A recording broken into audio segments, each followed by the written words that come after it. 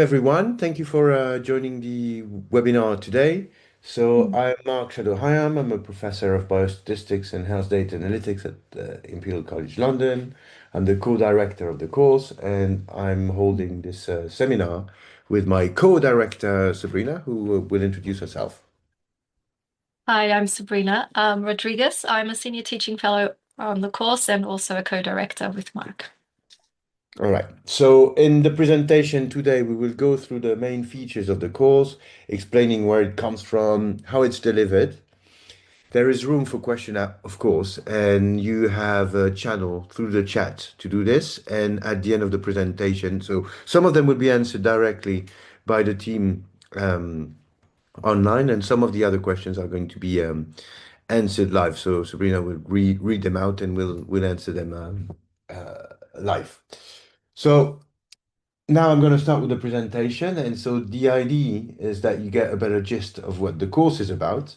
So we founded that course like 8 years ago, and the objective, the observation that motivated our implementation of the course is that there was first an inflation of the number of data being made available, with high quality, high throughput data being more and more and more available on one side. On the other side, having some very strong, rapid, and impressive improvement in data analytics tools, and that was corresponding to two communities that were not necessarily connected or not efficiently connected. So the idea we had in the course was to make sure that we could build a common culture and train people with that dual culture. So our objective was to extend the use of advanced analytical tools in the field of machine learning, AI, and statistics.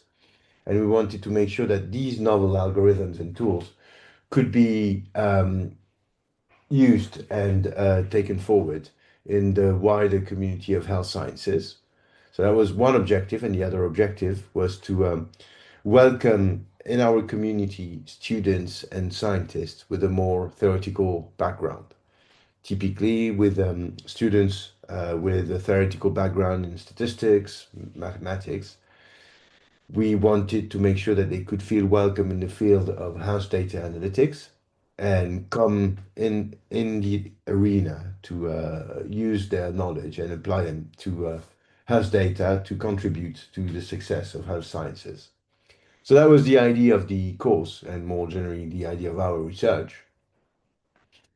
And so what we're trying to build here is a common and multidisciplinary culture in health data analytics. So what we want is to build a community of scientists with a common culture that are able to produce high caliber, high rigor research using health data. So the target audience, based on these objectives and on these rationales, are very strong students with a mathematical background, either in math or stats, or it could be econometrics, but students who have a strong appetite of moving to the applied field that is health sciences. And on the other side, we're also looking at strong students with a more applied background in EPI, in medical sciences, in biological sciences, who are willing to train and learn about more advanced analytical skills. In particular, being able to analyze high-dimensional data. So by design, our course is collaborative because we're merging two communities, and it's also cross-fertilizing. So in the sense that you learn from us first, but also from each other in the course, because there's I would say, a melting pot of culture that is very beneficial for everyone. And over our overarching aim of the course, it could be summarized in a bit of a funny statement, which that we want to train experts and not nerds. But in a nutshell, what we're really interested in is that you become very, very efficient in identifying what methods you should be using for what question. So basically, what we want is that you know enough on the advanced analytical tools so that you can make educated guess on what model you should be using in which circumstances for your own research, but also for critically appraising research of others. In a nutshell, so our first cohort was in 2018, where we recruited 17 students, of whom some are still in the team and some will be your teachers in the course. 2019, we recruited close to 30 students, and then the numbers continuously increased with the 2020 cohort, which was the COVID cohort with 43 students. That was a year where the course was done online, hence the sudden increase. Then we had a steadily 30 plus number of students, and since 2024, it continuously increased, reaching a maximum last year in with 57 students being enrolled. As you can see in these numbers, we receive a very large number of applications every year, and we make very few offers. So this is a very competitive course. But we basically recruit the excellent students, and so this year, so you know, we have received over 750 applications, close to 400 that were pre-filtered and triaged for assessment, which resulted in a bit less than 90 offers, and we have 52, I think it's not 51 students being enrolled this year. Key statistics of our and demographics of our cohort, we have a majority of women, which we're quite happy about. We have a vast diversities of countries being represented in the cohort, with more than 20 countries this year from all continents across the globe. We have a very wide range of expertise, spanning math, stats, very even physics, engineering, down to human sciences, social sciences, and of course, medical, pharmaceutical sciences, and epi and molecular biology. So a very large range of expertise in the bunch, and also large range of ages. So we have students directly coming from a BSc, but we have also professionals willing to make a career switch and going back to training. So that contributes to something that we're very proud of, which is the constitution of a multicultural and a multidisciplinary cohort, which is working very well together. So this we are very happy to have every year, with a very rich diversity of students joining us and contributing to the culture of the health data analytics group in the school. So now I'm going to show you very briefly how the year looks like. So it's organized in 3 terms. The first term, starting in October, is what we could call the warming up term. You could see it's quite dense. You have almost every day some teaching, so they have to a day free every week so that you can do independent studies. But during these, you do have some additional teaching offers, including additional practicals, tutorials, or seminars, or you can also have some presentations. So in that term, where basically the main goal of this term is that you get prepared for term 2 and term 3. And so the first goal is to make sure that the heterogeneity of your backgrounds is leveled off and making sure that you can find a common language. So we do have, to that extent, 2 modules that are complementary, one called Introduction to Statistical Thinking and Data Analysis, which is led by Verena Zuber and David Muller. And so they are basically presenting the basics of the statistical concept that we use in EPI, which may look like a bit of a revision for students with a more methodological background and more novel for the other students. But it will also be a good opportunity for statistical students to see statistical from a more applied perspective. So even though some of the concept will be familiar for you, then you will still learn from this module. Then you have the counterpart of this module, which is the principle and methods of epidemiology, which is led by Philippos Philippidis and Amanda Cross. Again, here you'll be introduced to the main methods, main study designs, and the main concepts that we play along with in epidemiology, which may be a bit of a revision session for more applied students and more novel for quantitative students. But still, again, it's going to be a nice way of working together, and for you applied students, more a new way of looking at it. Then you have a specific module called Clinical Data Management, led by Lucas Cheng and Thomas Wright.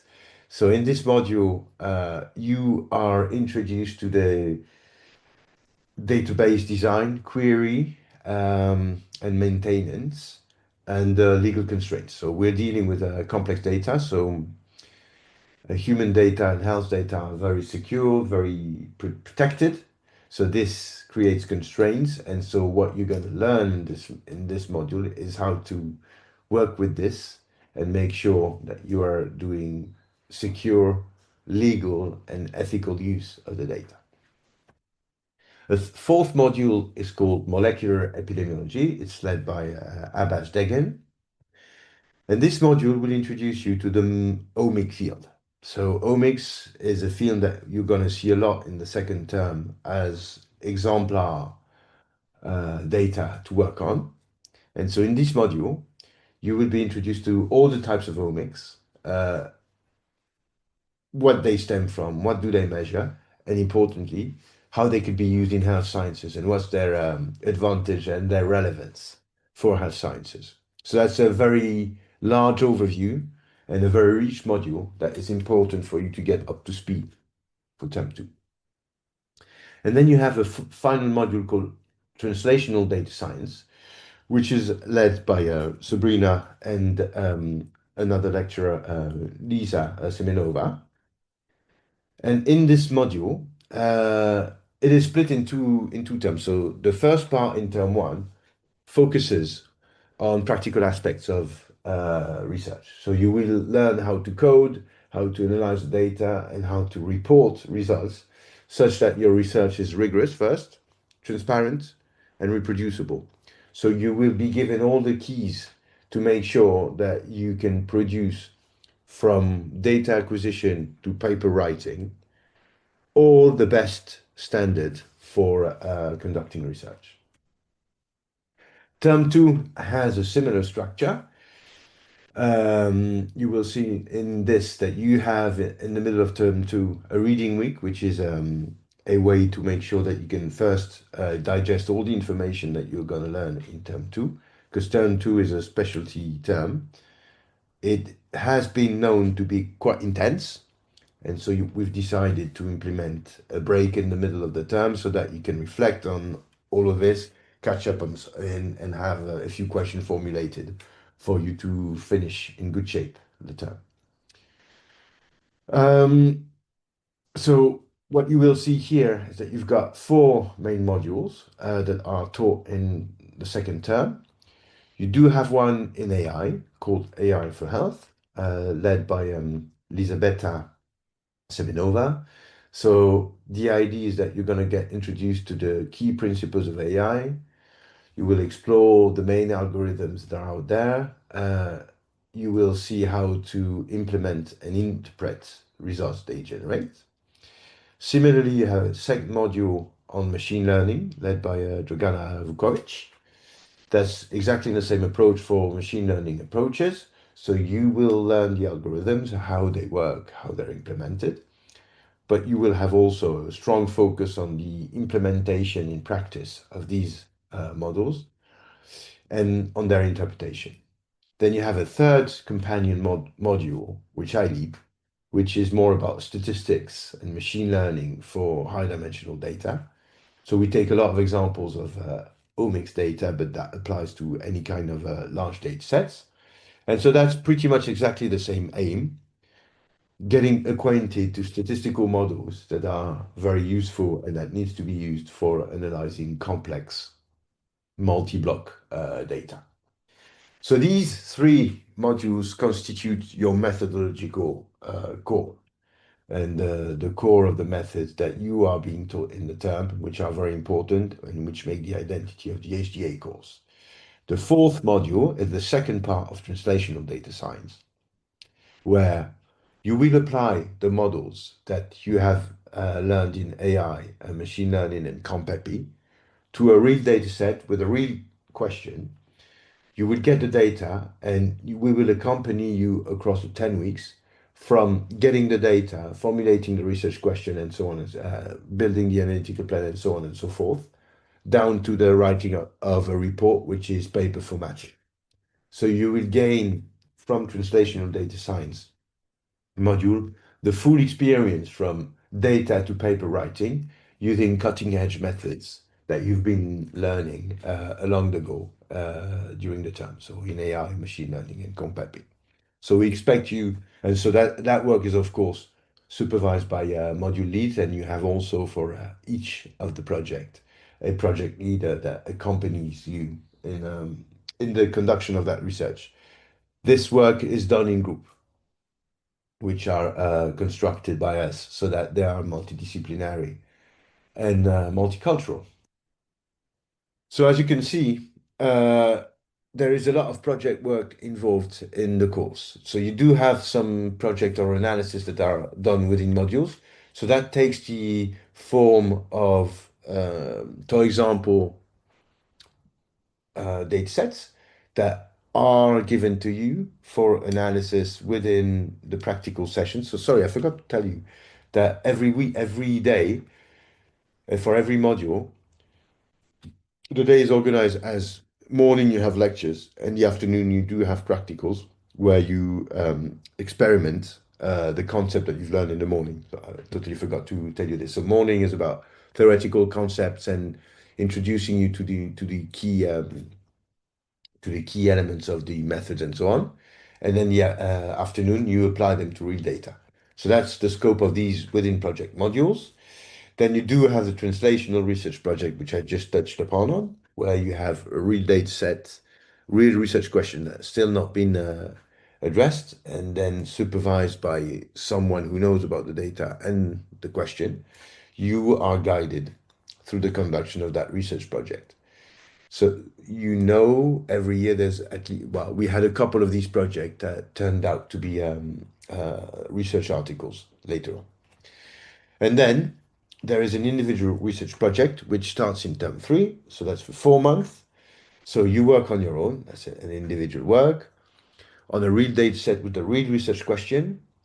You're supervised by a staff member or by an expert, and you're evaluated through an oral presentation and a report.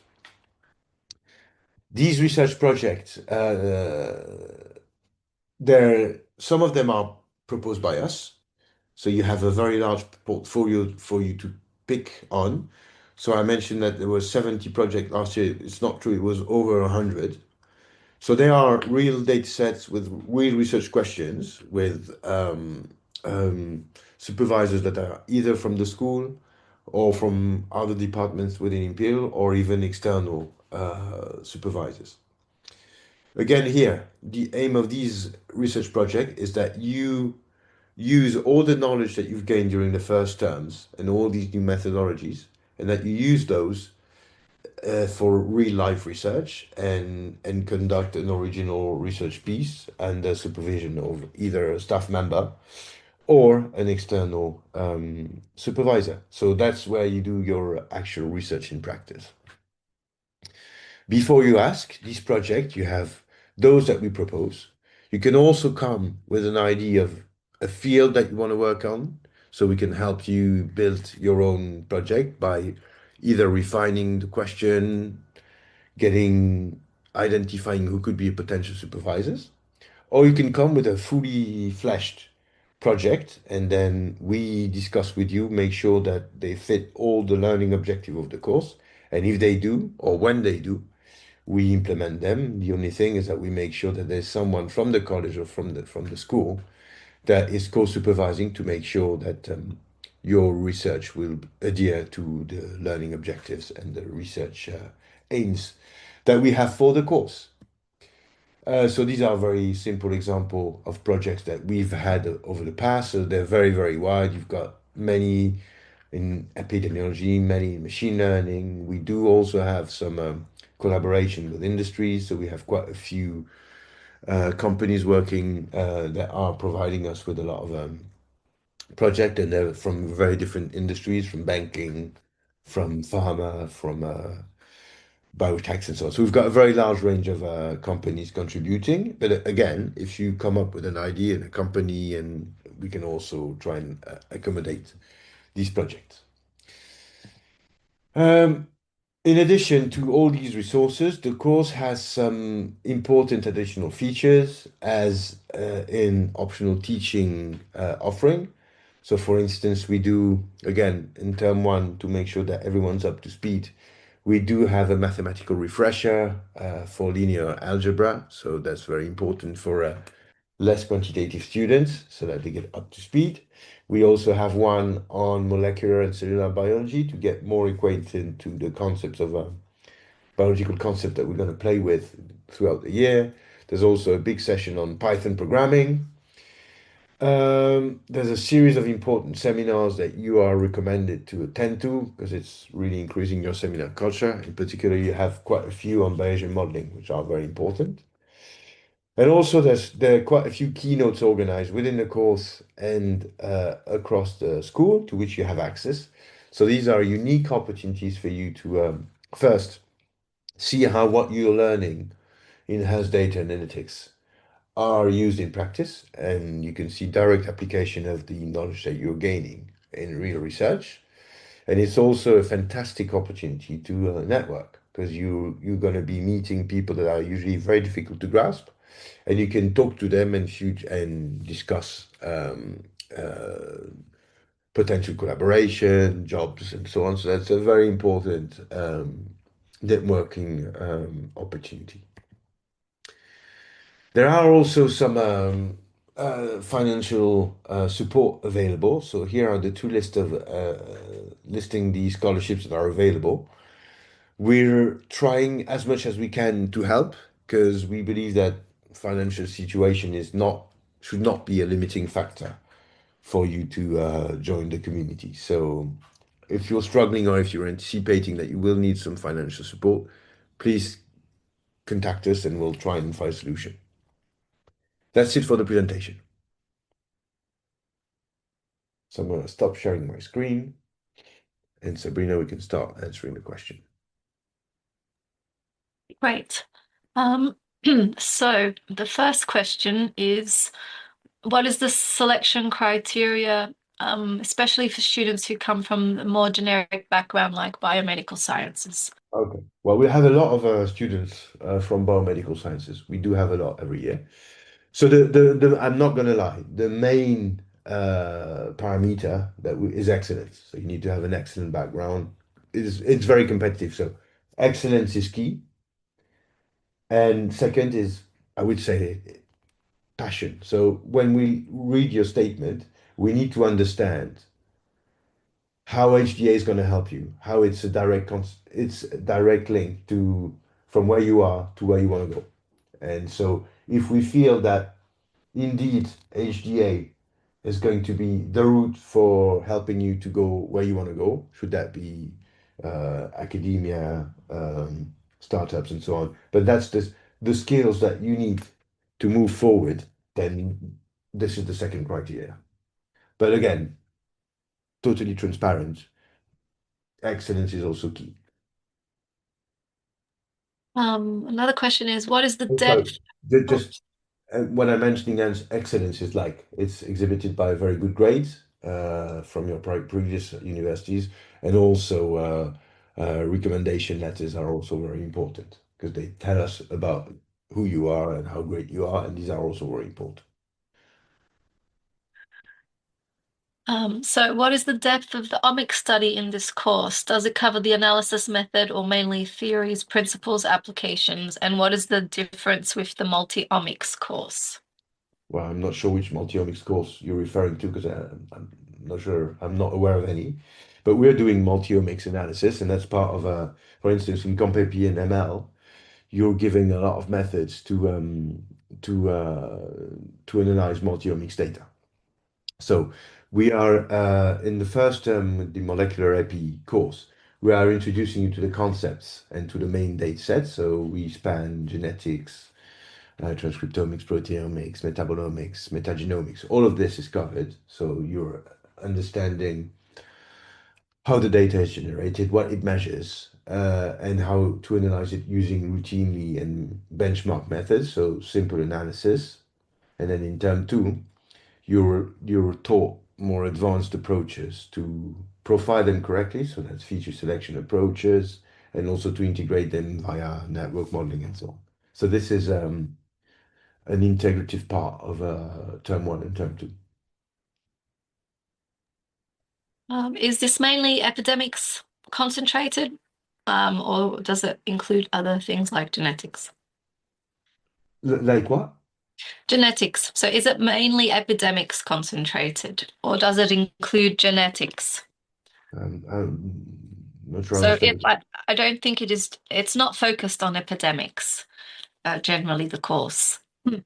Well, it is focused on estimating the risk of diseases based on multiple factors, including omics data. Yeah, but not specifically on epidemics per se. Hmm. And you have access to so molecular um, so the molecular epidemiology course that covers um, data such as genetic data as well and some Yeah, proteomic data. plenty as well. So there's plenty Yeah. of evidence as we were just discussing, but there's plenty of ways of defining an epidemic. If the question is whether we're modeling disease progression and infectious diseases, no, that's not the core of the course. Although you can be looking at this during your research project in term three. But what we're looking at here is methods for analyzing data using multi-omic and multi-block data, pretty much. That's the key focus, which is The next, oops. modeling chronic disease epi, if you want. The next question is, has there been past projects on wearable tech and building algorithms for tech like cardiovascular pulse Yeah. wave analysis? So there's been a lot of such models looking at real-time monitoring of cardiovascular parameters using wearables. Yes. Some of them were within research departments, some of them were within tech companies. Are there opportunities to publish and present graduation projects at conferences if they are outstanding? Yes. We have well, we have a few examples. Mm. One paper, which was a TDS project, that is currently under review, under Mm. revision actually, and we have a paper that we published earlier this year in the Lancet, which was originally a summer project. Yes, and specifically with conferences, so we have many students who finalize their research projects and then a few months later present it at a conference. Yeah, you're right. Sorry, you're absolutely right. The conferences is quicker to get to than a paper, but we do have a few conferences and some papers as well arising from this work. There are no more questions at the Oh, moment. that was quick. So I think the key advice, all again, to be transparent, is that, and I'm not pressurizing, I'm just saying, the course is extremely popular and we have a limited number of seats. So if you're interested, I can only encourage you to apply sooner than later because we're reaching maximum capacity very soon. And the advice for a successful application is really to have a to show your excellence and your motivation and your background should not be a limiting factor. We're welcoming people from any background.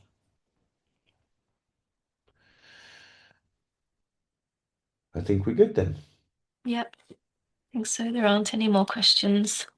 Thank you very much for your interest and for your time. Thank you. Bye. Bye.